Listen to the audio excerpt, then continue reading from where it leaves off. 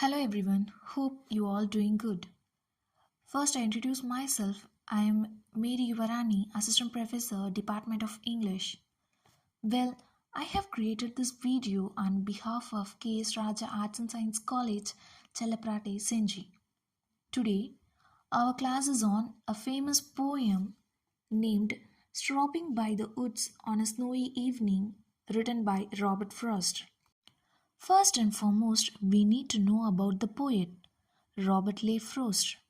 He was an American poet who was born on 26th March 1874. His work was initially published in England before it was published in the United States. Known for his realistic nature of rural life and his command of American colloquial speech, Frost frequently wrote about the settings from rural life in New England in the early 20th century, using them to examine complex social and philosophical themes. He was died on 29th January 1963. Now we are going to see the summary of the poem.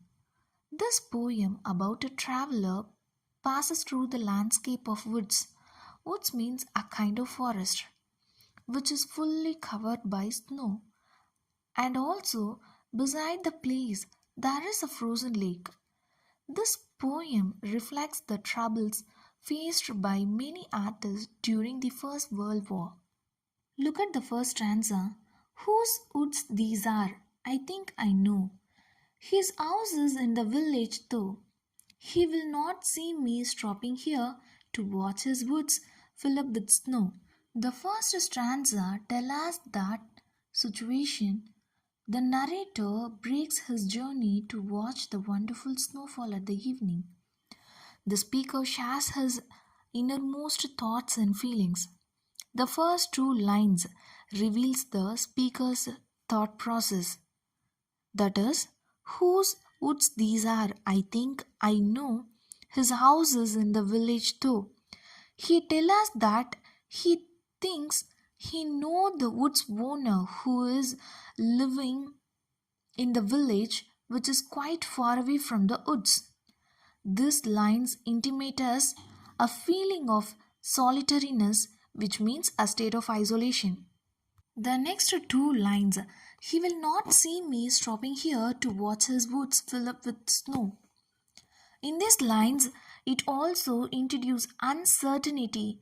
He only thinks he knows, but the owner who is in the village, he doesn't know whether he is standing here or not.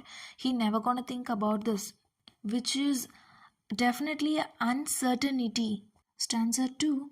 My little heart must think it queer to stop without a farmer's near, between the woods and frozen lake, the darkest evening of the year.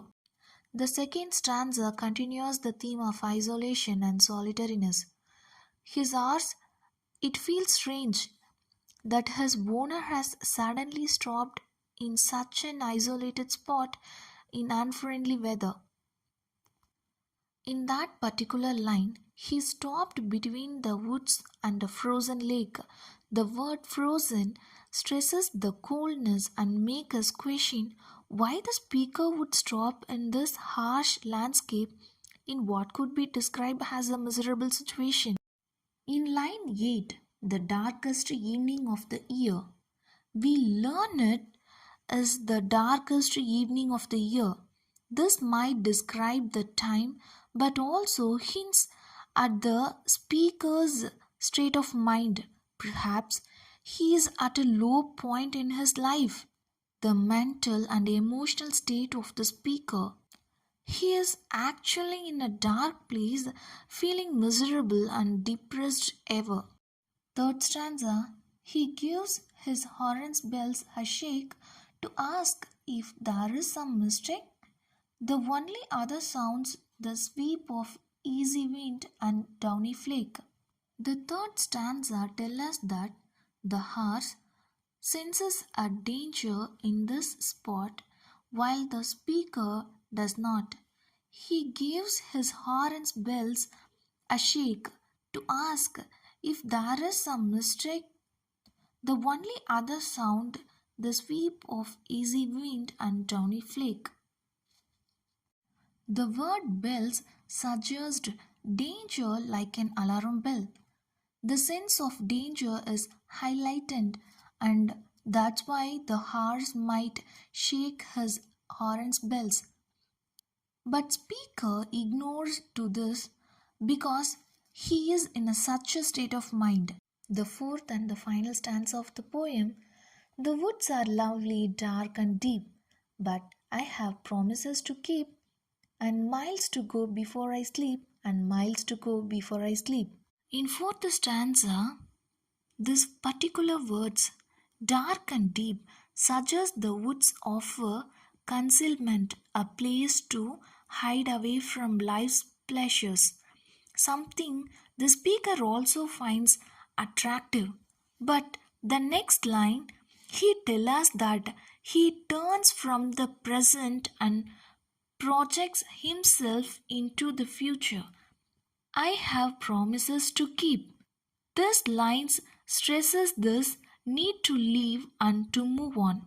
Now we are almost on the conclusion part of the poem. He realized he must complete his journey and fulfill his commitments. Especially this word miles to go might mean the journey of his life.